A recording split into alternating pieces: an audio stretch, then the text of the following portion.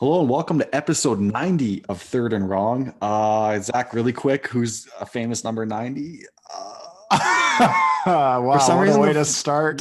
the first person that came to mind was Darnell Dockett, and I'm not even sure if that's correct or not, of the Arizona You Cardinals. know who I was gonna say? Who? Emmanuel Ogba when he was with Ogba. the Browns. I Browns. think he was 90. God, we're That's probably missing a hilarious. few legends in there, and it's just like, no, we got Darnell Dockett and Ogba in there. Darnell Dockett, man. Can I quickly look this up, Zach? Can I see if that's true? Give her, man. Okay, Yeah. I'm going to do that really quick. Anyway, Zach, how are things in Medicine Hat while I looked up this vital information? Things are good. Work today, work tomorrow, work till Friday, and then 4 days off for this boy. So There you go. yeah, it'll be good. He's Number number 90, 90. Darnell Dockett. Well, shout out to Darnell. Darnell Dockett, man. I don't know why that came to mind, but I was like, this is the Darnell Dockett episode. Come I on think to it'll the be pod. title. Yeah, please do. Um, Crazy week in the NFL that's not even quite complete yet, and we'll get to that with the Ravens and Steelers will be playing likely before this episode's released. We're recording Tuesday night here. The Raiders, or not the Raiders, the Steelers and Ravens are set to play at 1:40 Alberta time Wednesday afternoon. This episode will probably be out Wednesday evening, so we'll offer our predictions. Look silly or look really smart, but that's par for the course for this podcast. But anyways, we'll recap what was a crazy week 12 and get to some of the big storylines. So as always, I'm going to count myself in because Ozzy's not here. He has a big exam tomorrow for his small business course. So we're super proud of him. And we He's can't gonna wait to have ace him it. back. He's going to ace it. And if not, he always has his podcast to fall back on. So without further ado, Black 80, Black 80, hot.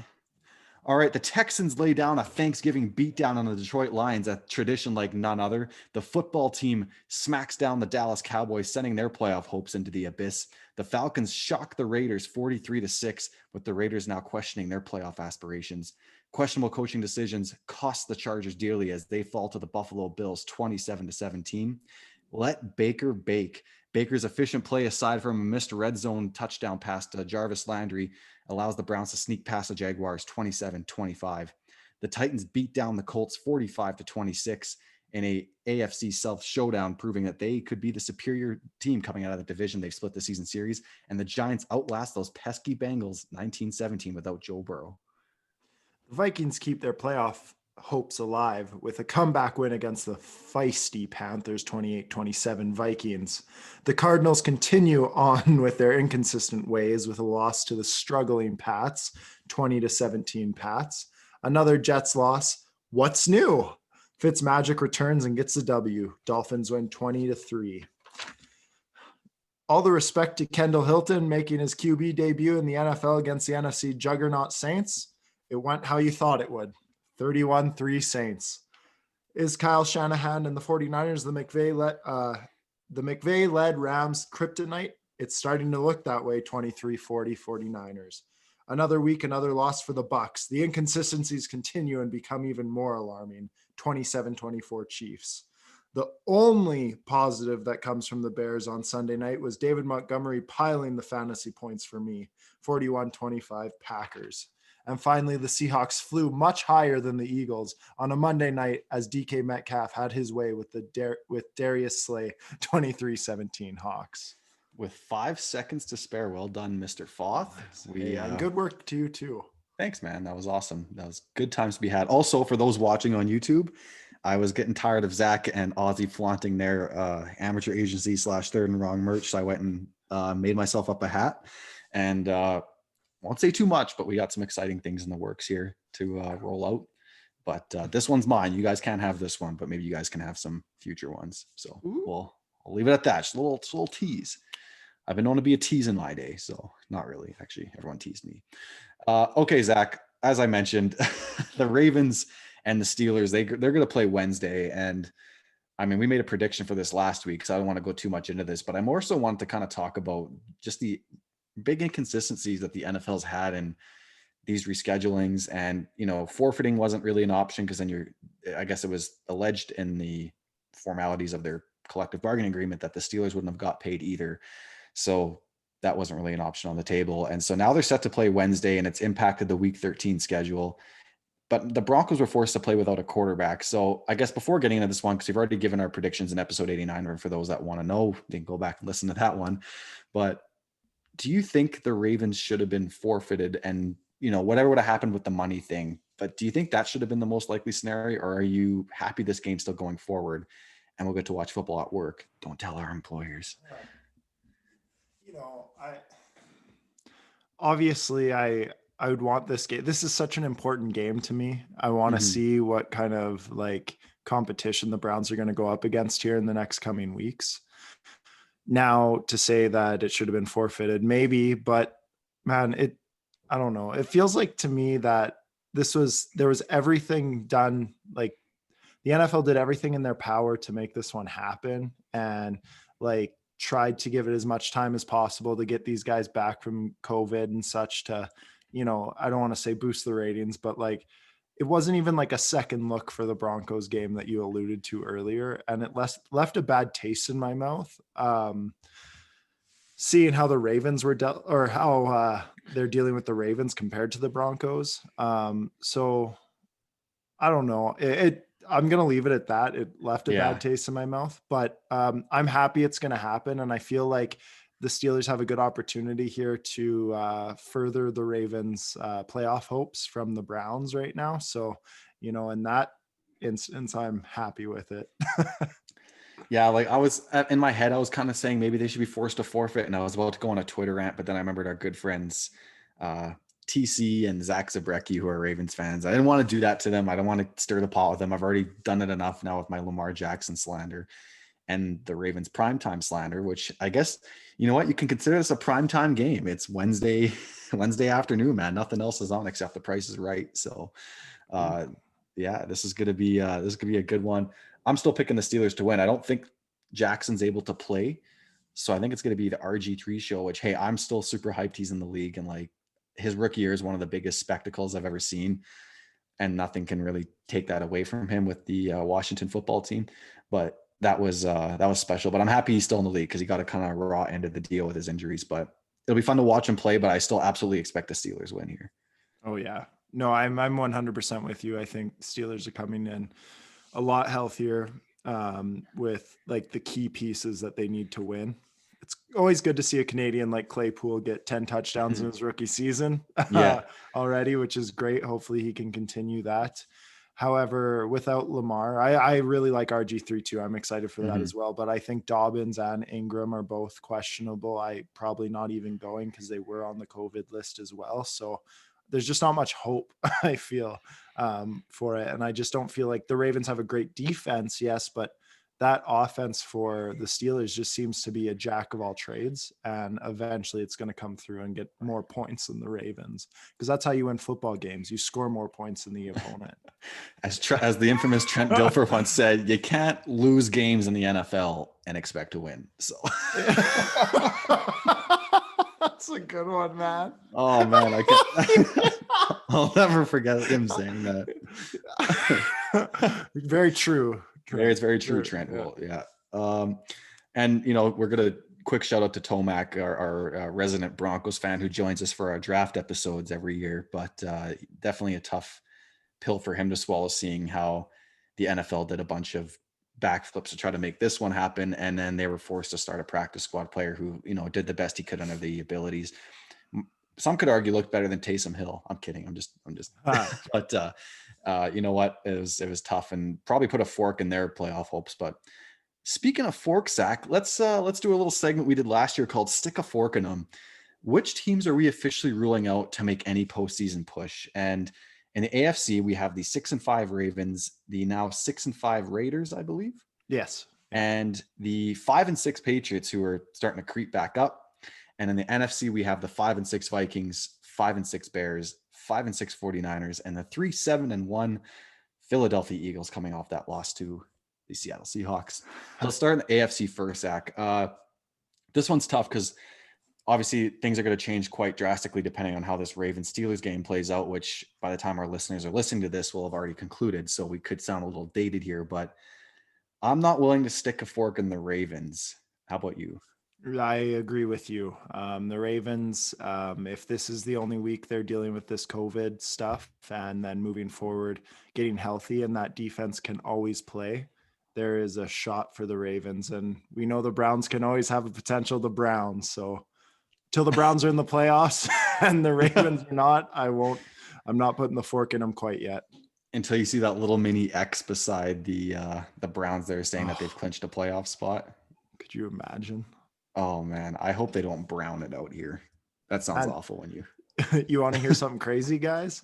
For the listeners and yourself, Steve, I think I said this to you. Um, this is the most wins I've ever seen them have. 7 Yeah. wins, the highest I've seen them have in 2014 and then 2018 when they went 7-8-1. I think I've said that on the pod, but I'm Mm-hmm. clearly hyped about it. And we've said the Browns, so I just had to quickly get it out. No, there you go. That's perfect, man. Heck yeah. I think this is the most wins they've had since 2007. They went 10-6 under Romeo Crennel and Derek Anderson, Yeah, and they missed the playoffs, if you they can believe did. that. Oh, horrible. All right, Zach. I was gonna say Oakland, damn it. The Las Vegas Raiders. Now we were high on these. We obviously did an episode centering around their rebuild as well as the Dolphins and the Panthers, and we spoke on how great Derek Carr was looking, how great this team is just chugging along. We looked at their schedule, looked favorable, and then they laid this really weird and awful egg against the Atlanta Falcons, who, hey, in their mind, I think it was even you alluded to it, Zach, a couple episodes ago. They could play spoiler. Like this is a team that could play some Right. upset. They have the talent there. They're playing a little harder under, I think it's Raheem Moore as opposed to Yep. Dan Quinn. And so, hey, you know what? We kind of expected this out of this Falcons team, but I didn't expect it to be this bad for the Raiders. The remaining schedule now is they have the Jets this weekend, the Colts, the Chargers, the Dolphins, and then January 3rd, they'll be visiting the Denver Broncos, who will hopefully have their one of three starting quarterbacks if they all can, Wild. stay off that reserve list. I don't know, Zach. After that loss to the Falcons, I look at the schedule, and aside from the Jets, I'm like, what game is safe for this Raiders? The Colts didn't look good against the Titans, but they've looked good in other games. The Chargers show up every week. As long as Herbert's there, they're pretty much been in every game. The Dolphins are in a playoff spot right now. They'll be fighting for a playoff spot. We circled that game as a big contention point, as like potentially this is the play to get in game. And the Broncos are going to be a tough divisional opponent. They've looked good in spots this year. I'm going to stick a fork in the Raiders. I don't think Ooh. I think they beat the Jets.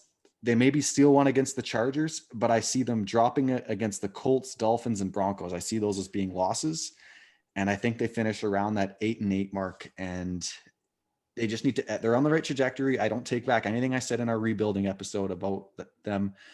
I just think that defense needs more pieces, and I just that Falcons game really took a lot of confidence away for me in this team. So I know you're a little higher on them. You're still big on Carr, so I'm interested in your opinion on this. Yeah, that's all fair points though, Steve. Like when you lay a goose egg against a team that's, quite far out of contention for playoffs, that's cause for concern.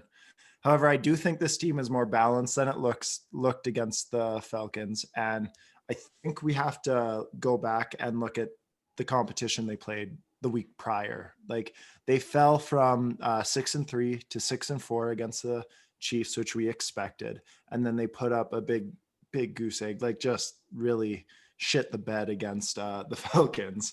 And now moving forward, I think the Gents is going to be a confidence booster. It's going to get them balanced again. And the reason I'm not putting them a fork in them yet is because they've beaten the Browns, who is one team who's coming in now. We play the Tennessee Titans, Baltimore Ravens, and Steelers in our upcoming 5 games. We do have New York Giants and Jets in there as well. I don't think the Giants is an easy win right now. But the Jets, that should be a circled win. Browning aside.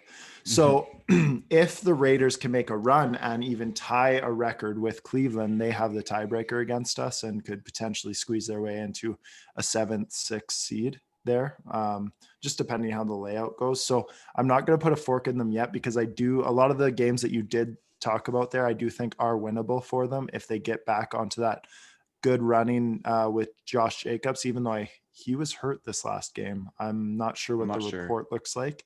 And Derek Carr gets some of that confidence back, which I do think he will with the Jets. And I don't trust the Colts, man. I know you're higher on the Colts than I am, but man, I just don't trust that team. So I'm not ready to put a fork in them. Concluded. That's fair. And I'm sure Ozzy will have something to say about our last choice here, the Patriots of New England, led by Cam Newton. I was watching Red Zone on Sunday because when the Seahawks aren't playing, I kind of just like to get an all-encompassing view of how every team's looking. So didn't watch this full game, but they centered a lot around this game because it was back and forth. It was close throughout the whole thing. Cam and this offense didn't look great, and it just seems so like you just want it to have a big breakthrough like they did in Seattle week 2. And I know Ozzy alludes to that game a lot as a game that gave him hope as far as what the potential this team could be throughout the season, but they haven't been able to come back to that, at least not very often. I'm looking at their schedule and all their wins have been very grimy. The Jets, the Ravens 23-17, the Cardinals by 3 points. I mean, the Raiders, they beat by 16, and that was probably their best win of the year.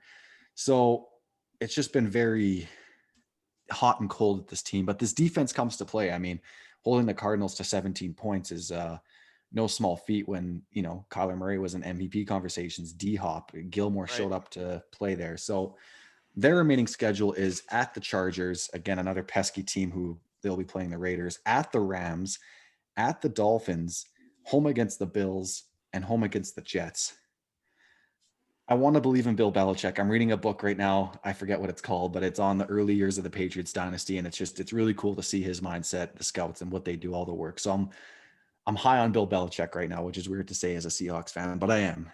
And you know how much of a Cam Newton fan I am. I got to stick a fork in these Patriots. I don't think this is the year. It's just too unpredictable of which teams are going to show up against and which teams they won't. They could beat the Chargers and Rams and then all of a sudden drop against the Dolphins and Bills. We saw the Jets take them to the limit. They've challenged some really good teams in the Cardinals and Ravens, maybe really good teams depending on how you look at that. But, they laid a pretty big egg against the Texans, losing that one 27-20. That's one many probably pointing to get them back on track. But I don't think this is the year. I think they look to 2021, get some talent back on their roster, get their COVID reserves back and look to get going. Bill's going to scheme up another nice offseason and get these guys going in. But I project a 7-8 win season for these guys and probably just missing out. Steve, I really like how you said that. And you know what? I'm going to look at a 7-8 win for the Patriots as a huge win this year. And I'm actually quite impressed with how they are playing at such a deficit with all the players that opted out. And then the unfortunate subpar playing ability of Cam Newton so far. He hasn't looked great. And that's not me trying to take a shot at him, guys. As you know, I'm never been really super high on Cam, but I thought from the first 2 weeks he was going to keep that momentum up. However, they're 5-6 right now, or 5-6. Yeah, that they have surprisingly done better to this point than I thought they would, and they are now moving forward into, in the hunt. I've seen the Browns in this position a lot. However, when we look at the schedule, like you said, they have 3 road games in a row. Now, the one thing that they do have going for them is they're playing 2 rookie quarterbacks potentially in that span. And Bill Belichick is amazing against rookie quarterbacks. So I think he's going to give some trouble to Herbert. I think the Rams is going to be a tough one playing in SoFi against that Rams team. I think the Rams are really playing for something now. And they were big underdogs coming into this season. I like the Rams. The Dolphins, I'm not sure if Tua is going to be starting then again, but if Tua is starting, that's actually benefit to, I think, Bill Belichick there. Then the Bills, so that's a feisty one. I don't know if they'll pull that one out. And then I think they can beat the Jets. However, that being said, that leaves them at 8 wins. 8 wins does not get you in the playoffs in the AFC right now, and that is why I'm putting a fork in them. It's a tough one, and I've seen this on Twitter actually, and I kind of agreed with some people. They were saying, do you put Jared Stidham in there to get more intel on him? And a lot of people were against that, and I agree with those who were against it. I don't know how much more intel you really need than he was a 4th round pick. You saw him in preseason last year. You saw him in limited action, I think a bit this year. You saw him against the Chiefs, although that was on short notice. But I think you know all you need to know on Jared Stidham at this point. I think there's even talks of giving Cam another contract next year if they want to actually be competitive and get their guys back. I'm not sure if Belichick's interested in doing a full rebuild here. So I think you try to figure this out with Cam and see if you can get this offense to click under him before throwing Stidham in there. I don't really see the use in that, but I don't know if you have a differing opinion. I know Ozzy was kind of calling for him in the chat, and then the Patriots ended up winning. So Yeah. it's Here's my thing. I think you stick with Cam right now. You're 3-1 in your last 4, and Cam is winning you games currently. These grimy games, a win is a win, in my opinion. Stidham, if you want to see Stidham, sorry, if you want to see what he has, it's when the hope's kind of gone, and you throw him in there and see what he's made of against that live action for a bit. In my opinion, I don't think the quarterback room, anyone in that quarterback room, is the answer in New England right now. I don't think they should give Cam a big contract after this year. In the sample size that we've seen from Cam there, it has been really, really bad, unfortunately. And I'm not trying to be rude. hater. Like they've won games with him, but consistency wise, I don't see that being a winning formula for years and years, like for what they want. Right. There's other options that'll be out there. So yeah, I'm sticking a fork in them, like we said before. And I think Stidham comes in after all hope is gone. Yeah, maybe once they're out of a playoff spot, you throw them against the Right. Jets final week and see if Oh, something could be had. he'll look good if they do Yeah, that. Then they'll exactly. have to give him a shot the next year. Give He'll get him the shot against the Bills and the Jets, and then yeah, I was see. gonna say if you just do the Jets, he'll have the Matt Flynn game where he throws for 6 Yeah, touchdowns or something and then get that contract. Yeah. against the Lions there. Yeah, that was Oh funny. man, I remember that. I loved Matt Flynn. Yeah, Wow. good times. What a throwback. Okay, let's shift gears to the NFC. Let's start with the Minnesota Vikings. Their final games come against the Jaguars, at the Buccaneers, home against the Bears, at the Saints, and then at the Lions to finish up. That's a pretty favorable schedule, Zach. I think their 2 toughest games are coming against those NFC South opponents, which unfortunately for them, they both have to go to and visit those teams. They will not be getting them at home. But the Buccaneers have looked pretty volatile. I'm not going to lie. I can see them potentially stealing one there. I mean, on paper, I think they should be able to handle the Jaguars and Bears with ease.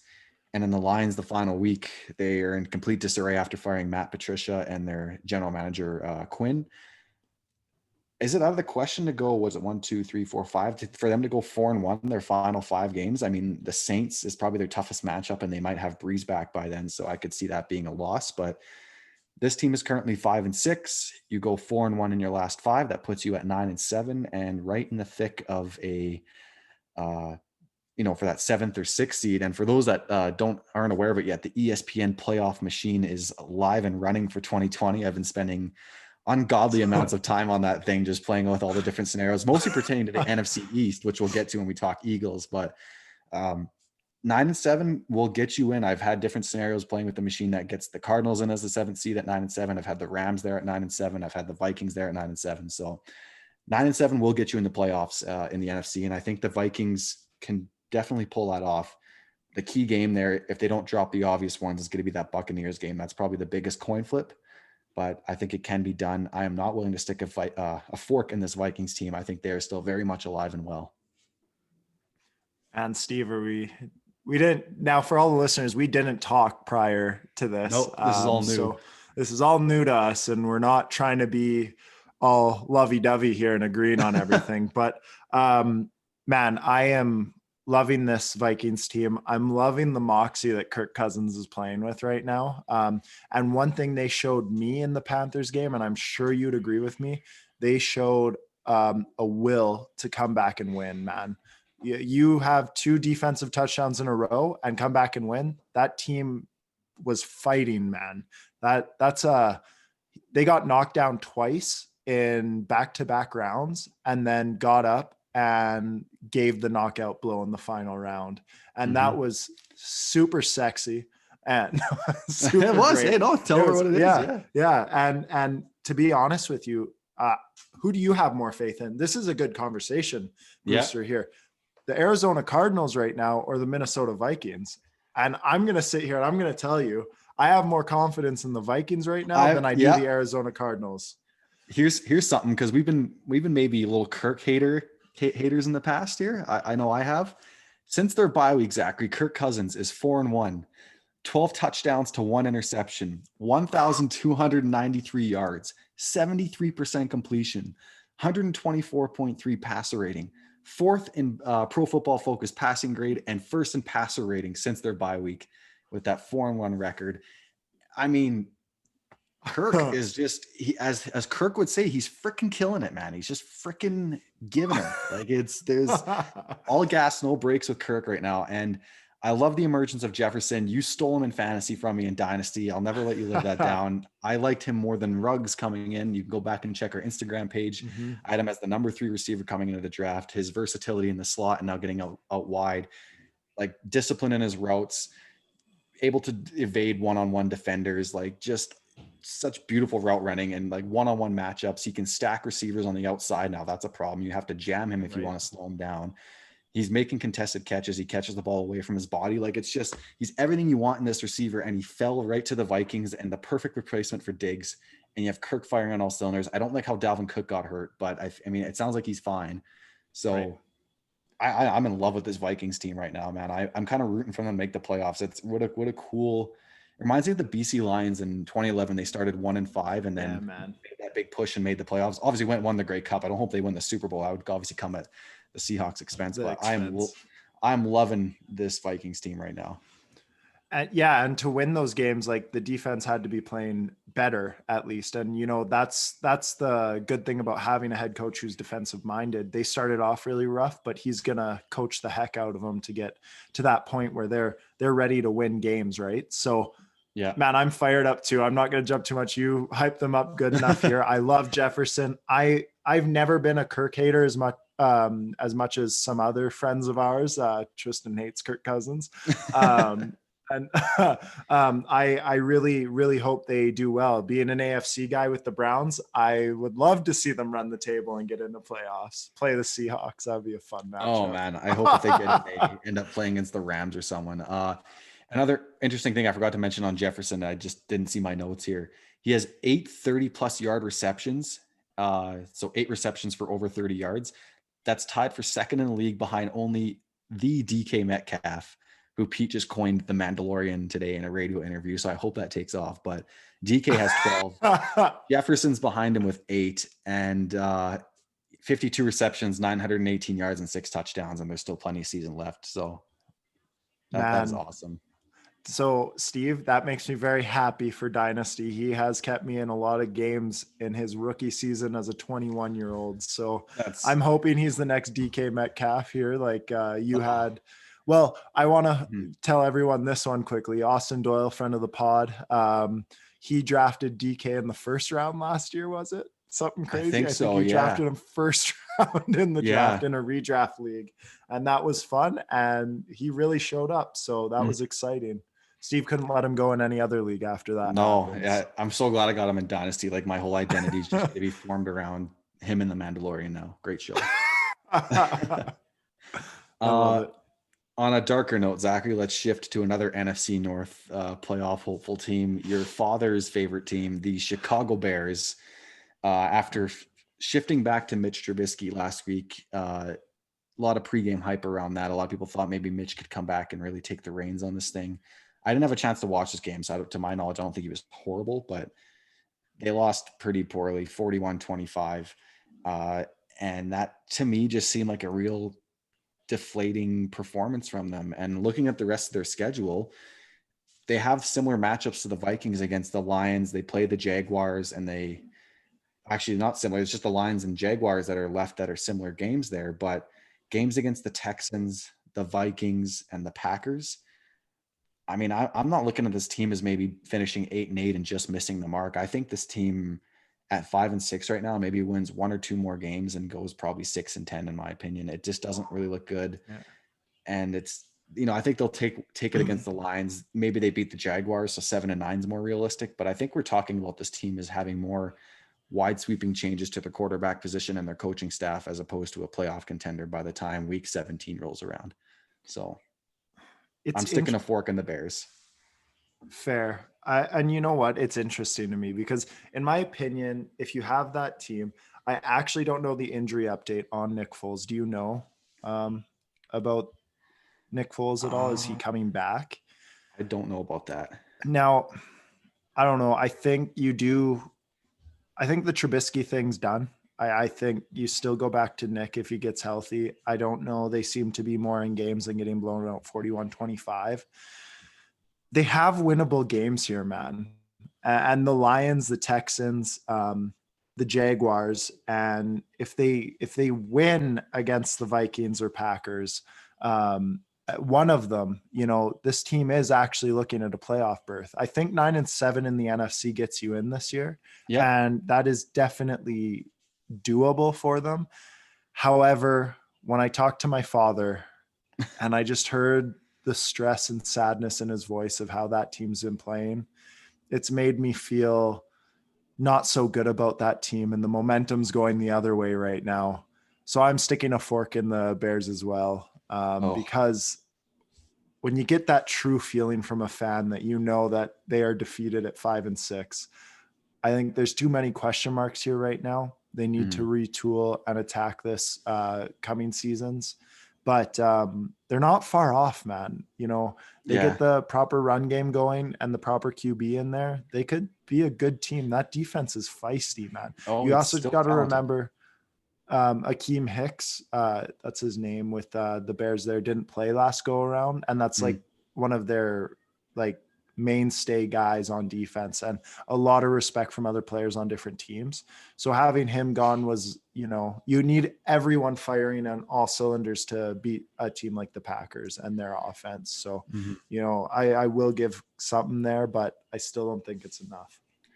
The more we talk about the Bears struggling running game, the more I worry that they're going to give Chris Carson a really big contract. I think he'd be the perfect back to go in there and rejuvenate. Like you saw how hard he Yes. ran against the Eagles last night in that touchdown. And he's the perfect kind of like, I'm not going to shy from contact and run between the tackles kind of running back. He gets incorporated in the passing game now. I think the Bears would be stupid not to offer him a. I know they say you shouldn't pay running backs big money, and I don't know if they should give him like Zeke money, so to speak, but based on his injury history. But like, you want to rejuvenate that running game, go get yourself Chris Carson. I think why are we having a different conversation about these Bears next year? That's why I didn't give you the look, because I don't believe in Chris Carson's talent. I gave you the Yeah, look because giving a huge contract to an injury prone running back scares yeah, me. But it he's is great scary. when he's Yeah, healthy. That yeah, touchdown run last night yeah, was exhilarating. yeah. All right, Zach, we're going to go to the San Francisco 49ers, who, due to California or Northern California, whatever the county is there, new restrictions, they'll be playing their home games at State Farm Stadium in Arizona. So I don't think that's too far away for them, but it's still an inconvenience. The comforts of home are no longer there. And, uh, I won't sit here and debate government policy with you, but it's kind of crappy they have to do that, but Southern California teams like the Rams and Chargers can stay at home, but who knows? It differs by county there. Anyways, the Yeah. 49ers, that game against the Rams, and I don't know if it's just because they have the Rams number and maybe I'm buying too much into it. Maybe it's fool's gold because we all thought, oh man, this Niners team, like after they beat the Rams the first time, is going to still be the juggernaut we all thought they were going to be. But Richard Sherman's back. I think there's a chance Kittle gets back by the end of the year. I don't think he's out for the year. They're getting a couple guys back now, and it's starting to look like they're scrapping their way. And their remaining schedule is the Bills, the Washington football team, the Cowboys, the Cardinals, and then the Seahawks final week. So that final week, you put that as an L. So maybe, right there. But when we release our picks here, Zach, on Sunday, I think I'm going to give them a W against the Bills. I think they could actually beat this Bills team just based on where they're going. And I just have a good feeling about them. The Bills were kind of in this little tug of war match with the Chargers, and it took some pretty big gaps by the Chargers for it to be really as a big of a gap as it was in that game. But I think if they steal one against the Bills, I don't think they'll have much of a problem against the football team, against the Cowboys. The Cardinals is a coin flip. And then the Seahawks, depending on where they are at seating wise, if the Seahawks are locked in, maybe they only play their starters for half a game, and maybe that's a win for the Niners. I'm not saying they'll win out, but at 5-6 right now, I think 4 wins is absolutely possible. And I think at a minimum, this team's 8-8 and continues to be in the conversation until the final week of the season. I am not sticking a fork in the rival 49ers, much to my dismay. Well, Steve, I'm taking a big giant pitchfork, and I'm taking it and I'm looking at these 49ers and this false sense of happiness that these fans are getting because of this Rams win. No, Kyle Shanahan just seems to play McVay so well every single time. I forget his record is like 5-0 against McVay. I or think something, 5-1. He's 4-0 in their last 4 starts against them. Maybe it's even 5 now, I think. But right. And it just seems like he has his number, the kryptonite, as I said earlier. But I'm taking this pitchfork and I'm putting it right into them, and they're going, I'm dead now.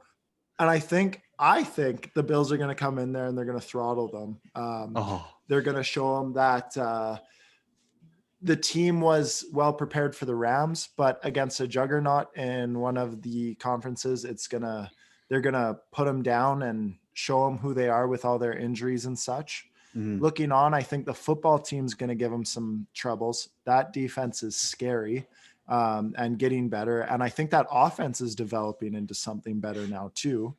The Cowboys, I think, is their one circled win on that.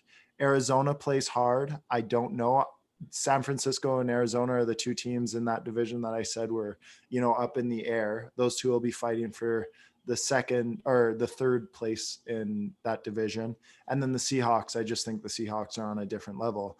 I don't think they're going to push on the other teams there. And I've never been high on them, especially with Mullins. He's got a little bit of a hot arm there. Like he makes a lot of really nice throws and you're like, hey, this guy has potential. But then he also makes those dumb decisions where he's like, he just threw that interception. And that's why he wasn't a first round pick. I don't know if Coach Shahan would disagree, but maybe there's such thing as a little too much cowboy. Maybe he has a little too much. There's cowboy and then there's just pure recklessness. And I think that's what we see with Mullins. And the thing I like about Mullins is his facial expressions. That guy, like, when he's happy and when he's upset, and it's all on the facial expression. Eli-esque, one might say. Literally. I've been impressed with him, though, to be honest with you. He's shown that he can play at a high level, and even has had times where people say he should start over Jimmy G, and I think that's really exciting. So, but I'm putting a fork in them. I don't believe in them. I think there's still too many injuries there. And I think this Rams game was a one-off and just a good matchup for them. And I don't think they actually have many good matchups moving forward. So that's why I'm sticking a hot fork in them. And that's fair. They're no longer in the running for playoffs. Speaking of the football team, by the way, because I have the Niners potentially winning that game, I still think the football team will probably end up taking that division. And maybe we can do a segment on that next week when we have a little more clarity on what's going on with the football team and the Giants based on future matchups here. The football team really impressed me against the Cowboys there. Alex Smith is just really taking command of that offense. That defense is playing hard under Ron Rivera.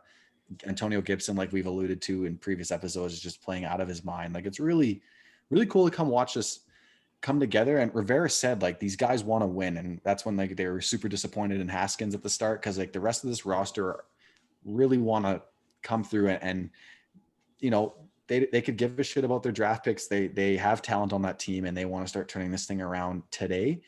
And you know what? Say what you will about the correct way to do a rebuild process, but Pete Carroll came into a pretty depleted Seahawks roster in 2010 and they went 7-9. Haphazardly made the playoffs, shocked the defending Super Bowl champions, and made it to the divisional round. And you know what? That set the tone for the culture that Seattle set up that's still running for a decade later, which is weird to say, a full ass decade later, because I remember being in my pajamas cheering on the Seahawks as Marshawn stiff-armed Tracy Porter. And not to make it all about the Seahawks, but I mean, there's no rule book saying you have to go 1-15 your first year in a rebuild. Like, if you have the pieces there, set up the culture now and hit the gas. I mean, there's no one right way to do this thing. So quick tangent on the football team. I don't know if you have any thoughts on that, Zach. Man, you know how I felt when, not because I hate Dwayne Haskins, first of all, you Dwayne Haskins lovers. I didn't think he was ready to lead a team like that. What I did like and what I saw from them was when Alex Smith got in there, he did struggle at the start, which is totally fine. He hasn't played since the beginning of 2018. came in, they were patient with him, and now they have now with Jones out in New York, I think they have the best shot at winning that division. So I'm actually like jumping on board that bandwagon right now. I Mhm. love the defense. I love that front seven. I love Alex Smith as the quarterback. He is smart and, he throws a good football, and the talent there is starting to come together. That young talent, McLaurin, Gibson, it's starting to look good, and it's Yeah, exciting with it is Rivera. exciting. Well, we'll use that as a segue to the Philadelphia Eagles.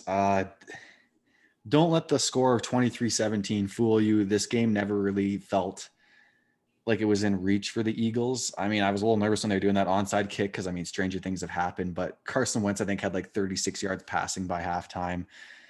It just seems like everything's off there. I mean, we've talked about it before, and I watched this great breakdown by a gentleman named Brett Coleman on YouTube, just that broke down what's going on with Wentz, and it just seems like it's the perfect storm where Doug Peterson's not putting him in positions to succeed with the play calls he's calling. It's in Carson's DNA, who we found out on last night's broadcast, or was told his favorite quarterback growing up was Brett Favre. You want to talk about cowboy in your quarterback. Uh, so if he's getting bad play calls, and it's in Carson's DNA to never give up on a play and try to make something, chicken salad out of chicken shit, as they say. I mean, of course these things are going to happen. And then Coleman even went into more detail breaking down, and Zach, you're gonna love this because I know you're a detail guy for the mechanics.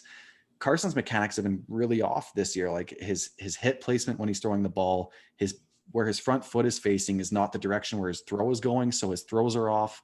I mean, we even saw it last night. He could have had Goddard for a touchdown. He had Jordan Brooks beat. He underthrew it, ended up getting a pass interference call out of it, but that could have been 6 points there. That interception where he threw it right to Quandre Diggs was putrid. I think people probably know where I'm going in this one, but I know there's maybe some Eagles fans. I know Tristan's not one of them that think they can turn this around like they did last year. They were 5-7 and went on that run to make the playoffs at 9-7. Stick a fork in these Eagles, man, and stick it in there again for good measure. They got the Packers, Saints, and Cardinals for their next 3 games. I don't think they win a single one. They may maybe take one against the Cowboys, and then the football team at the end, who we were just gassing up, will probably be playing to get in the playoffs if the Giants still maintain course.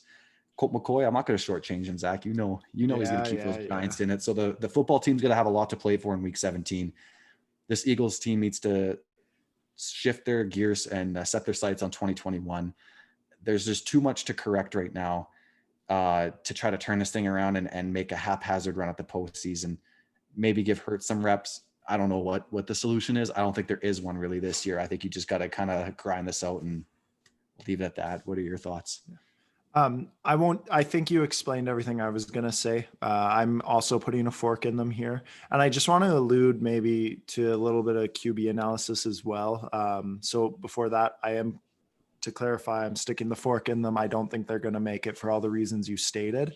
But the thing about Carson Wentz is I just want to jump in is he isn't bad. And he has had great years where he has shown amazing mechanics, amazing ability to do those things that we were used to him doing. The reason we're seeing his mechanics off, and a lot like what Baker Mayfield went through with Freddie Kitchens, was no confidence in what was going on around him and no confidence in what's going to happen next. Every week he's hearing about Jalen Hurts. Doug Peterson seems off from how good he usually is with play calling. Things are off in Philadelphia. It is time to reset, move forward, and find that confidence and work with Wentz here. I don't think, because they're in the running and that division's crap, they're always going to be trying to push themselves almost like 10 times better than what they are when they should be looking one step in front at a time to build to that point. If they were to pull themselves back and be like, here we are at this point, let's focus in on getting Wentz, a healthy pocket, or getting the short throws working here, getting the run game moving just a little bit better, getting those small things that by week 17 is back to playing at a higher level, which I think it's too far off at this point. I think there's too many problems to get there. It's over, but that's what they would have to do. I think it's going to be a reset in the off season, and they're going to have to figure a lot of stuff out.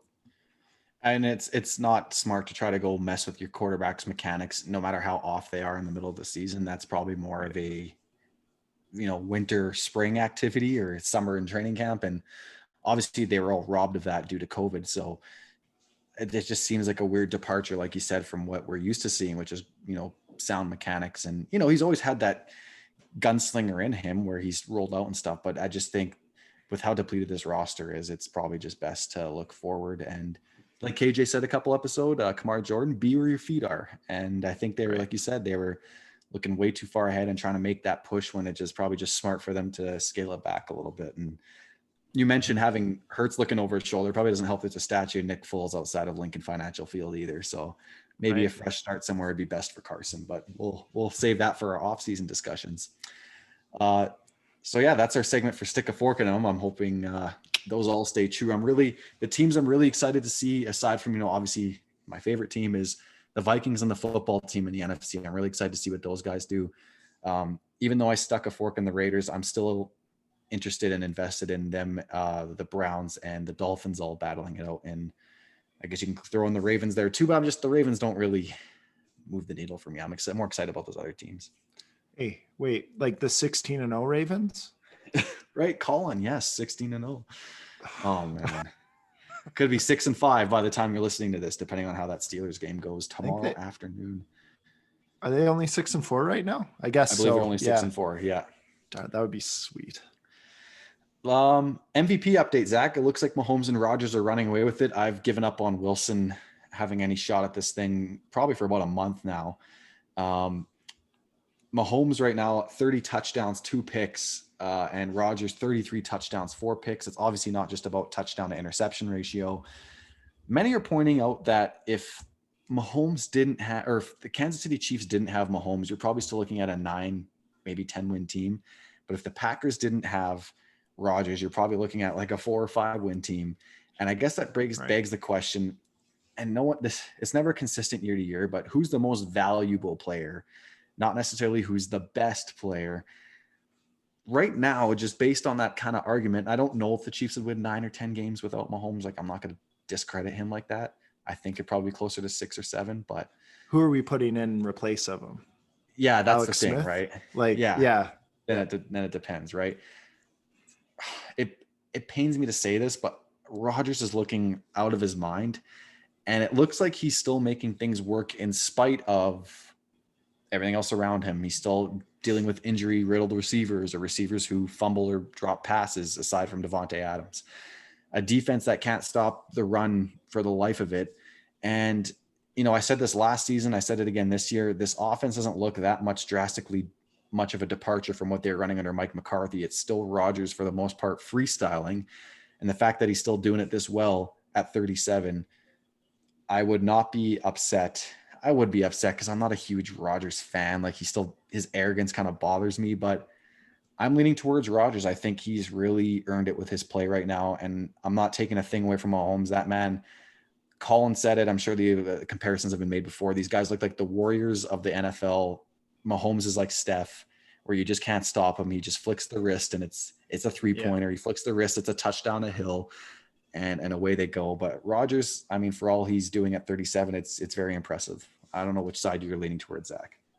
I really like how you explain the fact that who's more valuable to the team. But then you look at Mahomes and it's like, who's more valuable to the league right now? And you look at that, and Rodgers is absolutely killing it. And he has my vote for the reasons you pointed out, in the sense, like, he is the reason that they have developed a better run game now with McCarthy gone. And that has helped so much. I think, we saw last year, people were like, oh, that was his worst year, blah, blah, blah. I love that he's turned back the clock and he's showing, no, I got a year, learned the system. I love LaFleur, and they are attacking now on offense, and it's looking really great. But Patrick Mahomes, like, the margin that Aaron Rodgers needs to continue for this to beat Mahomes out here, I think is like Rodgers could, if he drastically has like one bad game and it's like a bad one, like the Bucks again, I think he's out of it, because Patrick Mahomes is the star. He's taken that stardom from Aaron Rodgers since he's been in the league. And I think as a whole league, you're looking at this as Mahomes being the next legendary quarterback. And having 2 interceptions to 30 touchdowns is absolutely insane. And yes, I agree that that team is just amazing. And it does feel like just one of those perfect moments where the coach is right, the quarterback's right, and the players around them are right. And Yeah. you can't stop that offense, man. It feels like they are playing like it's like a bunch of grade 12s playing a bunch against a bunch of grade 8s in a high school field out back at recess. And it's just so embarrassing that these grade 12s have scored this many points on these little kids who are crying and falling over here, right? And like I said, I agree with you on Aaron Rodgers, and I think he deserves it the most right now because he's proven everyone wrong. Mm-hmm. I just think Patty Mahomes just has too much hype around him at this point in his career to not get that over him if this continues the same way. Yeah. 3 Super Bowls in the 2020s, man. I'm telling you, we had that preseason segment. These guys look like they're going to be around for a while. Yeah.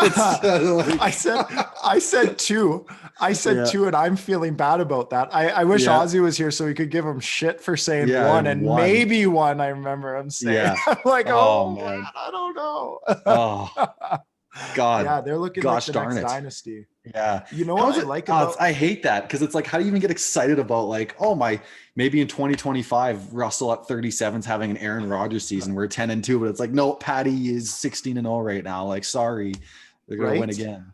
Here's the thing for me, and you know, Pats fans are gonna be pissed again, and Ozzy's not here to defend them and all that, but the Chiefs feel, and if they turn into the next dynasty, I'm really enjoying the way they play football, man. Like, it's not just high percentage 5-yard throws that the Pats did all the time with a solid run game. It's Patty Mahomes like throwing these like awkward angle 50-yard throws downfield that like are absolutely just outstanding. And like we're witnessing something that like he's throwing low percentage throws, but making them happen with the team. Yeah. And like, it's literally, you can make the comparison. The Patriots were the boring Spurs dynasty. Like the Spurs won their 5 titles. The Patriots won 6, and they did it the old fashioned way, spacing. And I don't know much about basketball, but you know, the lots of passing and things like that and find the open lane. Whereas the Warriors are jacking up threes, and that's what Mahomes is doing. He's jacking up threes from half court. The purists won't like it. The Pat fans are watching us like, that's not how Bill did it. Too bad, because it's working. And you know, I'm not calling Andy Reid Steve Kerr by any means, because I mean he's been around a little longer and as a coach than Kerr, but you can't make direct parallels. But that's what it feels like to me. Like the Warriors and the Chiefs were the new exciting, and the Patriots did it the Spurs way, the brick by brick. And I mean, here we are.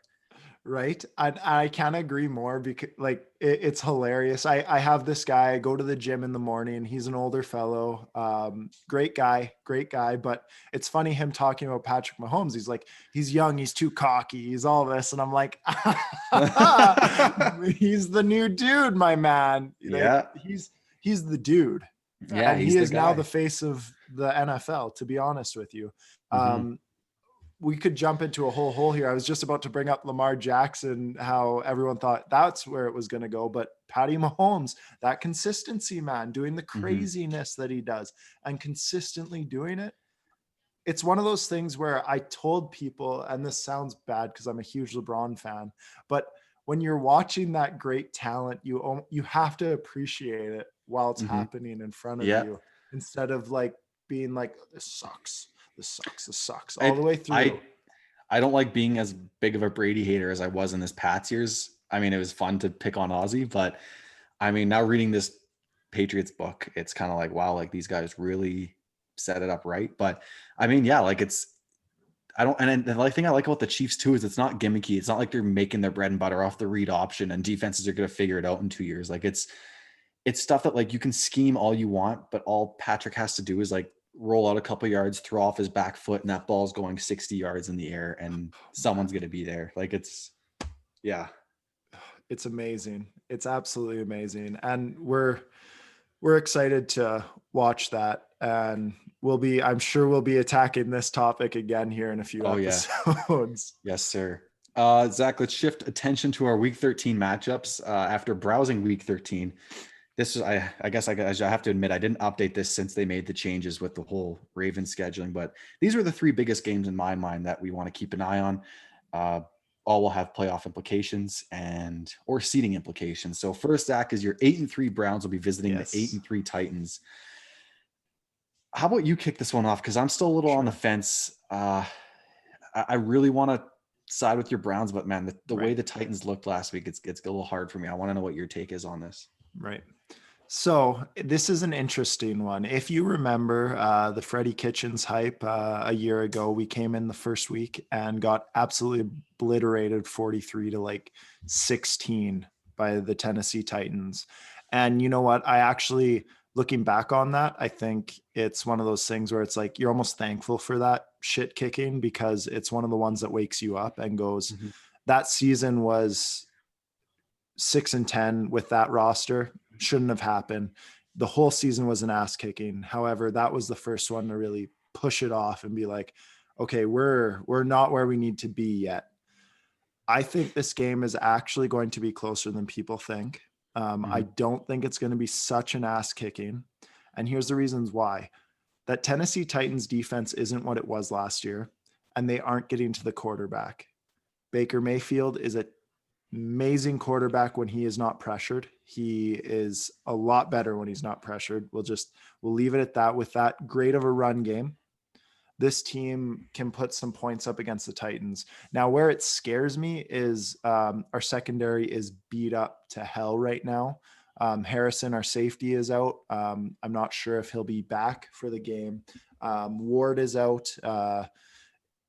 That hurts all around. However, we're getting Garrett back. So, if we can get that, if we still get half the Olivier Vernon from these past few games, that would be nice. We want to see him produce at that higher level and, hopefully get Tannehill in some, rough spots. However, I think that offense is running on a different level right now. And I feel this could be a really hard game going to Tennessee to play and win. But expect this to be a little closer than the beatdown is kind of what I wanted to focus on that happened last year early on. I think this is kind of a redemption game. And I do feel that we're going to come in and be playing at a high cylinder after what Delaney Walker said last year, being they were who we thought they were. Oh yeah. After the game. And I think guys in that football on that football team with the Browns, like Baker and Higgins, they hold that stuff on their shoulders a bit and go, okay, we'll show you who we are then. If you want to play beat down football, that's what our team is built to play this year. And I hope Chubb stiff arms the hell out of someone and everyone goes, oh my God, again. And we could have a really good, fun running back game this go around. Chubb versus Henry, man. The two best, arguably the best in the league right now, pure runners. And that's going to be exciting. Don't forget Kareem Hunt, who you guys spell in there, who has some good runs too. Yes. This one's going to be very interesting. And I could be way off base on this, but I almost feel like these are almost similar style teams. I think the Titans have opened things up a little more with their passing game as of late, with the emergence of AJ Brown and even Corey Davis is playing a lot better. So Jonnu Smith got me 0 points last week, but even he's become a factor with the Titans. But this Titans team feels like where the Browns will be next year if Baker continues developing as a passer and gets more comfortable in that system.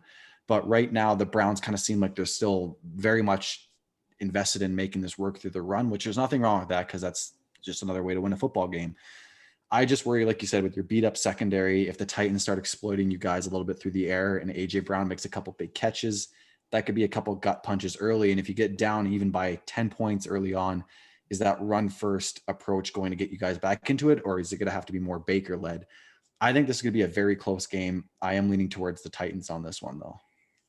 Yeah, man, you're not going to make me mad here. Now, if we were playing against the Jets and you're like, I just see Sam Darnold just dicing them up, I would have been like, all right, Steven, all right. I see the offensive genius, Adam Gase, really dissecting it. Yeah. Oh, okay. I'd get up and walk away right then and there. Yeah. But no, I think that's fair. I feel it's a swing game. I feel like we win this game. It's huge for our playoff implications. We go 9-3. Wow. We go 9-3. We beat a team in the AFC who's like looking promising to win a Super Bowl. But it also as much as the division games are so huge against the Ravens and Steelers, if the Ravens lose this week and go 6-5, we're still up on them big. And, Mhm. you know, the Steelers are at the front. I don't think there's any contention there right now. However, this is a huge swing game in the sense that we need to show that we are a playoff team here. And I think it could go either way. And I'm Mhm. happy, at least going from somebody who's unbiased like yourself.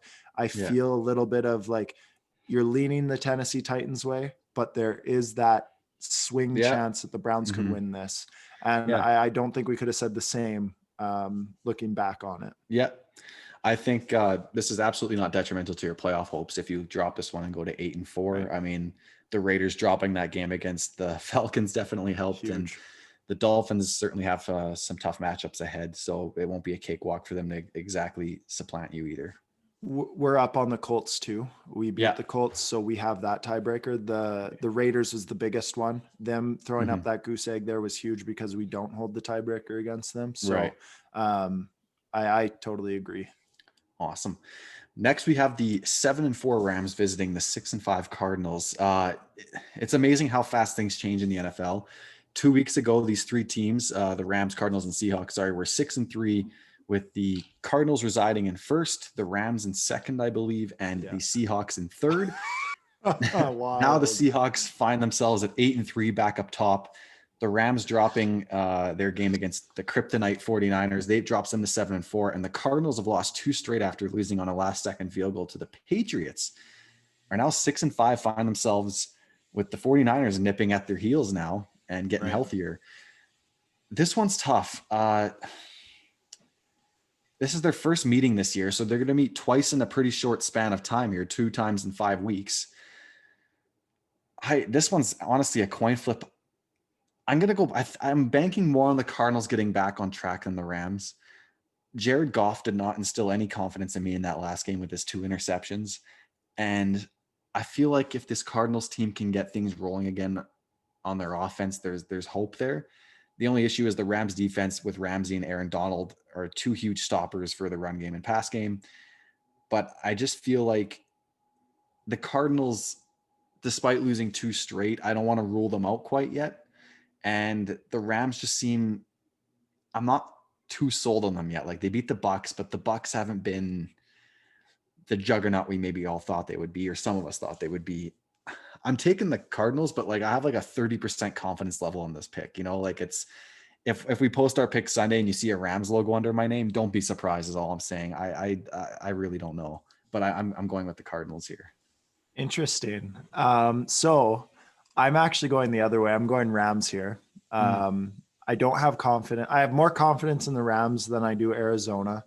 And the thing is, I think, like you said and alluded to, as we've been saying all this whole episode, the Rams' kryptonite is the 49ers. And that being said, I think the Rams have responded well this year to losses. I don't think they've had 2 losses in a row. I think they've won twice, came off a loss, won twice, loss, won, and then lost now. So I think they're going to actually respond well. And I think Jared Goff's going to be a really good, he's going to have a good jump back year or game here and not throw 2 picks and have time to throw, as that Arizona defense is having a little bit more trouble getting to the quarterback right now. And with that being said, it's going to allow him to have one of Jared Goff's games where he throws 3 or 4 touchdowns instead of throws 2 interceptions and no touchdowns. It's so crazy how he can go from one to the other. But I think this is a good option for him to come out and have time to throw, get a run game going, and then assert that victory here. Arizona's too inconsistent for me, man. That's fair. Yeah, it's definitely not pretty there in the last 2 weeks, anyways. I mean, when it's all looks good when Murray's throwing a big Hail Mary to Hopkins, but things kind of change pretty quickly. Next, we have the 8-3 Bills versus the 5-6 49ers. And I know in the past on this podcast, I haven't been too high on out of conference games as far as implications go, but the Bills are likely going to want to keep the Dolphins at arm's length away. So it's an important game for them. And if the 49ers want to maintain pace in this playoff race, it's a very important game for them. as I alluded to when we were talking about stick a fork in them, I have the 49ers winning this game. I think the big mistake the Seahawks made when they were playing the Bills is they assumed they would be very reliant on the run game, and they didn't really set up to scheme against Josh Allen in the pass. I think other teams maybe have clued in on that, knowing that Josh Allen is now a threat. I think the 49ers run defense speaks for itself with who they have in their front seven. Fred Warner, Kinlaw's playing great. And I think this team can really disrupt the run. And now they have Richard Sherman back, who I'm not saying is prime Richard Sherman here, but even just having his IQ in that secondary and having that communication there, I think they're going to have some more success against Josh Allen than I think a lot of teams have had recently, especially the Seahawks, who allowed them to, drop 44 points on them just 3 weeks ago. I don't think it's going to be pretty. I don't think the 49ers are going to waltz all over them, but I wouldn't be surprised if the Niners squeak out a victory here. I do think the Bills are for real. This isn't an indictment on them as a whole, but this Niner team's getting healthier, and on offense, that's where it kind of worries me. But if Shanahan can scheme something up, I mean, this Bills defense is susceptible to allowing some big plays from time to time. So, and Deebo Samuel's playing out of his mind since he got back. It's kind of a risky pick, but I actually feel more confident in this one than I do in my Cardinals pick. So Interesting. Yeah, I'm going Bills here actually. I look at it more as you're right with Sherman coming back. I think that's a huge boost for them. A little bit of guys getting a little bit healthy finally on that team for them. Yeah. However, when I look at this, I see the Buffalo Bills coming to a team who just came off a really emotional win. And it's going to be like that adrenaline dump. It's going to feel like, in my opinion. I don't think they have the consistency at quarterback to place at such a high level week in and week out. Not saying Mullins played at such a high level last week, but like everything was just hitting right last week to win in the Rams game. The Bills are too much for this team right now. And I think that's what it's going to come down to. And I think the Bills take it at this new home stadium for the Rams. Or for the 49ers. Niners. And I'm actually going to go with the Bills here. Well, there we go. We agreed on one and disagreed on two, so that'll be interesting. As always, stay tuned for our picks come Sunday morning, every morning at around 9 a.m. Sometimes we post them a little earlier, but 9 a.m. Alberta time. I don't think there's a Thursday night football this week, Zach. Am I wrong in saying that? Oh my gosh. It's supposed to be the Cowboys and Ravens. I'm going to check real quick right now. Yes, I'm there. No, there's not. So we'll have a Monday nighter and then a Tuesday game next week, December 8th. That's when the Dallas and Ravens game got moved to. So maybe we'll post a little Tuesday night pick 'em for next week. But in the meantime, definitely stay tuned for our weekly picks as always. That concludes episode 90, the Darnell Docket episode. You can find me on Twitter at SteveBolin22. You can find me on Instagram at SteveBolin_. And be sure to follow us, our amateur agency accounts on Facebook, Instagram, Twitter at the Amateur Agency. Zach, where can the fine folks find you? Thank you, Steve. You can find me on Instagram at ZachFoth_ and on Twitter at ZachFoth. That's Zachary with a 1. And we're hoping to have our third cohort, Ozzy, back. Be sure to follow him, Austin Paul _. That's Austin with the Y, not an I. Not an I. And we look forward to having you guys back here next week. Be sure to send us in your hot takes, and Godspeed. Stay safe.